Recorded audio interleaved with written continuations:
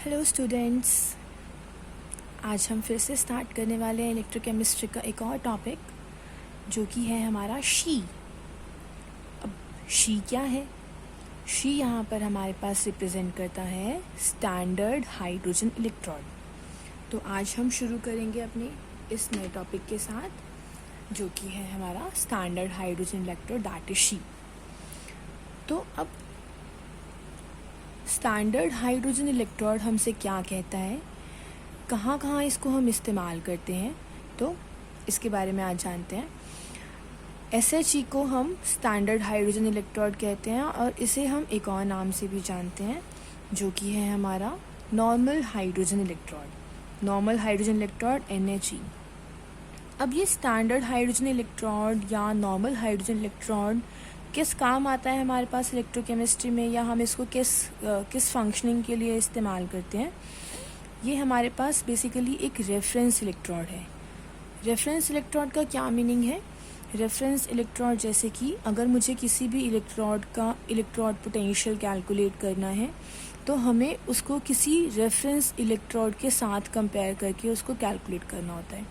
For example, अगर मुझे market से कुछ ख़रीदने जाना है, मुझे कोई सब्ज़ी लेने जाना है, तो अगर मैं 1 kg कोई सब्ज़ी ले रही हूँ, मैं 1 kg पोटैटो ले रही हूँ, तो उसको वो सब्ज़ी वाला किसी रेफरेंस के साथ रखकर मेजर करता है। वहाँ पर सब्ज़ी वाला रेफरेंस के तौर पर क्या यूज़ करता है, वो उसको 1 kg का जो बाट होता है, 1 kg का मेजर करने के लिए जो बाट होता है वो इस्तेमाल करता है। मीन्स उसने 1 kg के पोटैटो को किसके साथ कंपेयर किया, किसके साथ उसने रेफ़र करके मेजर किया, वो 1 kg के बाट के साथ। तो यहाँ पर भी हम अपने इलेक्ट्रोड पोटेंशियल, किसी भी इलेक्ट्रोड, किसी भी मेटल रॉड का इलेक्ट्रोड पोटेंशियल इसके साथ, रेफरेंस इलेक्ट्रोड के साथ रेफ़र करके हम मेजर कर सकते हैं। अब यहाँ पर कुछ इम्पॉर्टेंट प्रॉपर्टीज़ हमें पढ़ने की ज़रूरत है कि ये कैसे कैसे एक्ट करेगा या क्या क्या इसकी प्रॉपर्टीज़ हैं। तो सबसे पहले हम देखते हैं कुछ इसकी प्रॉपर्टीज़ के बारे में। सबसे पहले, it is a gas ion electrode. हमें ये जानना है कि कैसा इलेक्ट्रोड है। ये एक गैस आयन इलेक्ट्रोड है। गैस आयन क्यों? क्योंकि हाइड्रोजन एक गैस की तरह एक्ट करती है और यहाँ पर जो हाइड्रोजन गैस है वो आयंस में कन्वर्ट होगी, तो इसीलिए हम इसको एक गैस आयन इलेक्ट्रोड कह रहे हैं। तो यहाँ पर हमारे पास गैस आयन को कैसे रिप्रेजेंट कर सकते हैं हम? हाइड्रोजन जो कि एक गैस है, और आपको ये पता है इस लाइन का मतलब, ये डंडे का मतलब यहाँ पर क्या है आपको पता ही है। जब हम कोई भी चेंज दिखाते हैं, ऑक्सीडेशन स्टेट में कोई चेंज दिखाते हैं, तो हम देख पा रहे हैं यहाँ पर 0 ऑक्सीडेशन स्टेट से यहाँ पर कन्वर्ट हो गया है, +1 में आ गया है। तो यहाँ पर ये कौन सा चेंज है? ऑक्सीडेशन स्टेट का बढ़ना, यानी कि ऑक्सीडेशन हो रहा है यहाँ पर। चलिए ठीक है, तो यहाँ पर हमने क्या समझा? It is a gas ion electrode, मतलब यहाँ पर हाइड्रोजन एक गैस की तरह एक्ट कर रहा है और वो कन्वर्ट हो रहा है अपने आयंस में। इसीलिए जो ये SHE है, शी जो है हमारी शी, ये एक गैस आयन इलेक्ट्रोड है। ठीक है, नाम सुनने में कितना इंटरेस्टिंग है, शी। चलिए ठीक है, इसके बाद इसकी सेकेंड प्रॉपर्टी की बात करते हैं। It can act as both anode as well as cathode half cell। इसका क्या मतलब हुआ कि जो हमारी शी है, जो हमारी इतनी क्यूट शी है, हम शी के बारे में बात करेंगे अभी कि ये शी है क्या जो इतना इंटरेस्टिंग साउंड कर रही है। ये दोनों की तरह एक्ट करेगी, मतलब ज़रूरत पड़ने पर ये एनोड की तरह भी काम करेगी और कैथोड की तरह भी। मतलब हम डेनियल सेल में पढ़कर आए हुए हैं कि डेनियल सेल में हमने लेफ़्ट हाफ की तरफ जिंक रॉड्स यूज़ करी हैं और राइट हाफ की तरफ हमने कैथोड की तरफ कॉपर रॉड्स यूज़ करी हैं। तो अब जब हम एक रेफरेंस इलेक्ट्रोड की ज़रूरत है, तो रेफरेंस इलेक्ट्रोड दोनों की तरह एक्ट कर सकती है कि किसी केस में वो एनोड की तरह एक्ट करेगी और ज़रूरत पड़ने पर वो कैथोड की तरह भी एक्ट कर सकती है। कैसे एक्ट करेगी अभी देखते हैं। थर्ड पॉइंट हम ये समझ ही चुके हैं कि ये एक रेफरेंस इलेक्ट्रोड है। तो ये कुछ हमारे पास इसकी बेसिक प्रॉपर्टीज़ हैं जिसके बारे में हम अभी पढ़ चुके हैं। तो आइए जानते हैं अब इसकी किस तरह से रिप्रेजेंटेशन है या कैसे इसको डायग्रामेटिकली ड्रॉ करते हैं। तो हमारे पास इसको डायग्रामेटिकली ड्रॉ करने के लिए देखिए, हमारे पास हमने क्या किया, इस शी को ड्रॉ करने के लिए हमने एक वेसल लिया। ठीक है, एक डब्बा लिया, वेसल बोलते हैं इसको केमिस्ट्री की भाषा में, पता ही आपको। उसमें हमने क्या किया, एक ग्लास जैकेट रखा, ठीक है, ग्लास कोई जार रखा हमने, और वहाँ पे इसकी ये एक ओपनिंग है। इसी के साथ यहाँ पर हमने इसके बीच में एक प्लैटिनम की वायर, प्लैटिनम की इलेक्ट्रोड डाल दी है। अब यहाँ पे प्लैटिनम की इलेक्ट्रोड यूज़ करने का हमारा क्या मोटिव है, प्लैटिनम इनर्ट नेचर की है, प्लैटिनम खुद कोई रिएक्शन ना कर दे, इसीलिए मतलब कोई और इलेक्ट्रोड हम लेते तो वो खुद रिएक्शन कर सकती थी, इसीलिए हमने ऐसी इलेक्ट्रोड ली है जो खुद इनर्ट नेचर की हो। तो यहाँ पर हम प्लैटिनम इलेक्ट्रोड यूज़ कर रहे हैं। उसी के साथ जो हमने यहाँ पर ओपनिंग ली है, जो यहाँ पे हमने एक खुला छोड़ा है गैस जार को, उसमें हम क्या कर रहे हैं, हाइड्रोजन गैस को अंदर, प्योर हाइड्रोजन गैस को 1 बार प्रेशर पे बबल करवा रहे हैं, ठीक है। तो 1 बार प्रेशर पे हम इसको हाइड्रोजन गैस को एंटर करवा रहे हैं। साथ ही हम यहाँ पर एक सोल्यूशन ले रहे हैं, और वो सोल्यूशन क्या है, 1 मोलर HCl सोल्यूशन। अब यहाँ पे HCl सोल्यूशन ले रहे हैं, यहाँ पर सल्फ्यूरिक एसिड भी ले सकते थे, लेकिन यहाँ पर HCl हमें मोलारिटी 1 मोलर देगा, लेकिन सल्फ्यूरिक एसिड की मोलारिटी ट्वाइस हो जाएगी, तो वो इसीलिए हमारे पास 2H आयंस देगा। दैट्स वाई हम for the sake of simplicity यहाँ पे हम HCl एसिड यूज़ कर रहे हैं। अच्छा, यहाँ पर आप देख पा रहे हो ये हमने क्या लिया है, एक प्लैटिनम ब्लैक फॉयल है। तो बेसिकली ये प्लैटिनम यूज़ करने का हमारे पास मोटिव क्या है कि प्लैटिनम खुद रिएक्ट नहीं करेगा, इनर्ट नेचर का है, इसलिए हम इस केस में प्लैटिनम की वायर्स यूज़ कर रहे हैं। अब यहाँ पर हम देख पा रहे हैं कि यहाँ पर हाइड्रोजन यहाँ से एंटर कर रहा है, तो प्लैटिनम इसको क्या करेगा, एब्जॉर्ब कर लेगा या एड्जॉर्ब कर लेगा। तो उससे क्या होगा, यहाँ पर हमारे पास एक रिएक्शन होगी जो कि एनोडिक फॉर्म में भी हो सकती है और कैथोडिक फॉर्म में भी हो सकती है, क्योंकि हम पहले ही बात कर चुके हैं कि हमारे पास जो रिएक्शन है, जो शी है, वो एनोड की तरह एज वेल एज कैथोड की तरह काम करेगा। तो हमारे पास अगर ये जो शी है वो एक्ट करे एज एनोड, अगर एनोड की तरह एक्ट करेगा तो रिएक्शन कैसे होगी। एनोड में हमें पता है, एनोड का मतलब है कि वो ऑक्सीडेशन करेगा। तो ऑक्सीडेशन कैसे कर सकता है, हमारे पास हाइड्रोजन है, हाइड्रोजन गैस है, हमें पता है हम यहाँ से हाइड्रोजन गैस बबल करवा रहे हैं, तो वो ऑक्सीडेशन परफॉर्म करके हमें क्या देगा, H+ आयंस देगा और साथ ही इलेक्ट्रॉन्स देगा, क्योंकि हमारे पास H2 मॉलिक्यूलर फॉर्म में है, तो हम यहाँ पर आयंस भी अपने इसी फॉर्म में लिखेंगे।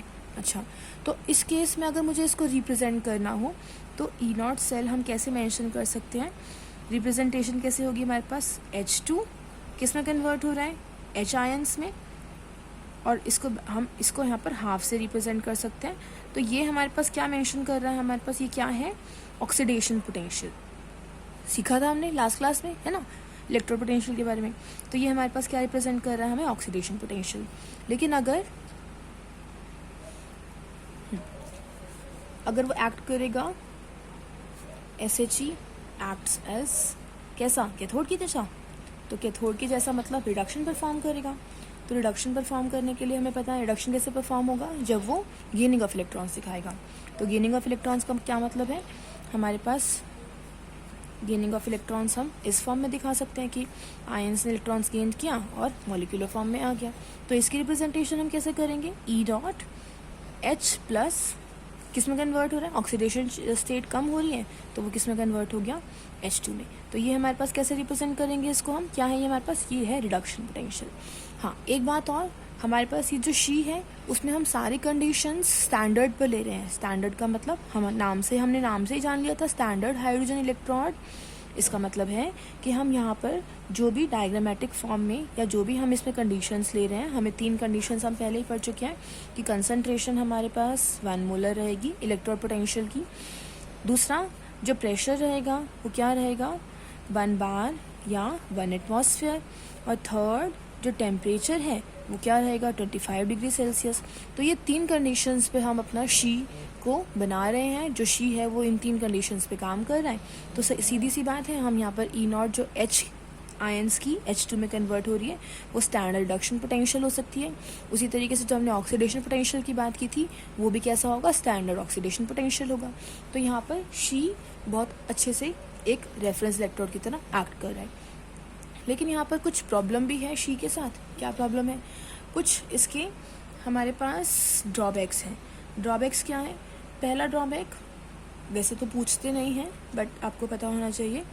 पहला ड्रॉबैक क्या कि 1 एटमॉस्फेरिक प्रेशर हाइड्रोजन गैस का मेंटेन करना बहुत डिफ़िकल्ट था, तो इसको डिफ़िकल्टी से मेंटेन किया जाता है, तो वो उसका एक ड्रॉबैक की तरह एक्ट करता है।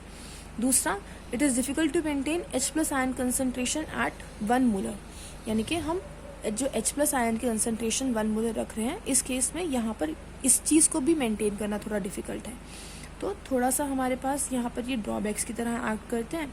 बाकी प्लैटिनम इलेक्ट्रोड जो हम यूज़ कर रहे हैं वो भी थोड़ा पॉइजनस इन नेचर होता है, तो थोड़े बहुत इसके ड्रॉबैक्स हैं, बट स्टिल शी एक रेफरेंस इलेक्ट्रोड की तरह बढ़िया एक्ट करता है। तो यहाँ पर हमने ये देखा कि शी कैसे एनोडिक और कैथोडिक फॉर्म में एक्ट करता है। अब आपको पता है कि अगर आपके पास कोई एक इक्वेशन है, अब मान लीजिए हमारे पास ये एक इक्वेशन है, तो इस इक्वेशन में हम समझ सकते हैं, सिंपल सी इक्वेशन है, निकल मेटालिक फॉर्म में, सॉलिड फॉर्म में, plus 2H+ ions gives H2 plus निकल आयंस में कन्वर्ट हो रहा है। तो हमें पता है कि निकल यहाँ पर निकल आयंस में कन्वर्ट हो रहा है, तो वो इसका यहाँ पर क्या हो रहा है, ऑक्सीडेशन हो रहा है। वहीं हाइड्रोजन यहाँ पर एक्ट कर रहा है, कैसे, 2 इलेक्ट्रॉन्स का गेन दिखाएगा, हाइड्रोजन में कन्वर्ट हो जाएगा हाइड्रोजन गैस में। तो यहाँ पर हमारे पास ये कैसे एक्ट कर रहा है, रिडक्शन फॉर्म में। तो हमें पता है कि ऑक्सीडेशन यहाँ पर एनोडिक होता है, एनोड पर होता है, और रिडक्शन यहाँ पर कैथोड पर होता है। तो हमने यहाँ देखा कि यहाँ पर शी यानी कि हाइड्रोजन इलेक्ट्रोड कैसा एक्ट कर रहा है, कैथोड की तरह। तो हम किसी भी केस में अगर किसी भी इलेक्ट्रोड का हमें इलेक्ट्रोड पोटेंशियल चेक करना है, तो उसको हाइड्रोजन के साथ, रेफरेंस इलेक्ट्रोड के साथ हम चेक कर सकते हैं, उसको कंपेयर करके हम उसको इस्तेमाल कर सकते हैं। अच्छा, एक बात और, हमारे पास हम कैसे इसकी रिप्रेजेंटेशन करते हैं, हमने सेल रिप्रेजेंटेशन देखी थी लास्ट क्लास में। तो यहाँ पर सेल रिप्रेजेंटेशन हाइड्रोजन इलेक्ट्रोड की कैसे होती है, क्योंकि हमें पता है कि हाइड्रोजन एक गैस है, तो उसको हमें रिप्रेजेंट कैसे करना पड़ेगा, रिप्रेजेंटेशन इसकी कैसे होगी, हाइड्रोजन क्योंकि गैस है, तो गैस को एब्जॉर्ब या एड्जॉर्ब हम यहाँ पर किस मेटल से करवा रहे हैं, प्लैटिनम से। तो हम यहाँ पर इसको प्लैटिनम के साथ मेंशन करेंगे कि हाइड्रोजन यहाँ पर प्लैटिनम के साथ उसके ऊपर एड्जॉर्ब हो रहा है। यहाँ पर हमारे पास ये गैशियस फॉर्म में है, और यहाँ पर हमारे पास ये आयन है, तो इसी कुछ ना कुछ कंसनट्रेशन होगी, तो हम यहाँ पर C मोलर्स ले रहे हैं, ठीक है। तो ये हमारे पास किस फॉर्म में हुआ, ये एनोडिक फॉर्म में हुआ। और साथ ही अगर मैं कैथोड की रिप्रेजेंटेशन करना चाहूँ, तो कैथोड की रिप्रेजेंटेशन कैसे होगी, हमारे पास पहले आयंस है, वो किस में कन्वर्ट होगा, गैशियस फॉर्म में, और गैशियस फॉर्म किसी ना किसी मेटल पे, इनर्ट मेटल पे हम इसको एब्जॉर्ब करवाएंगे, तो इसीलिए यहाँ पर हम इसको प्लैटिनम के साथ मेंशन करते हैं। तो कहीं भी आप बुक में प्लैटिनम इलेक्ट्रोड ब्रैकेट में या इस तरह से भी लिखा देखें, कई बार इस तरह से भी लिख देता है, यानी कि पैरेलल लाइन यूज़ करता है। तो यहाँ पर हमारे पास सिंपल सा इसका मीनिंग है कि ये प्लैटिनम किसके लिए है, हाइड्रोजन के एब्जॉर्प्शन के लिए। तो यहाँ पर हमारे पास आयन फॉर्म था, तो उसकी कुछ कंसंट्रेशन होगी, यहाँ पे कंसंट्रेशन क्या ले रहे हैं, 1, तो यहाँ मैं 1 मेंशन कर सकती हूँ। यहाँ पर हमारे पास ये गैशियस फॉर्म में है, तो ये हमारे पास सिंपल सी इसकी रिप्रेजेंटेशन है। यहाँ पर अपने वीडियो को समाप्त करते हैं। Thank you, all the best, bye.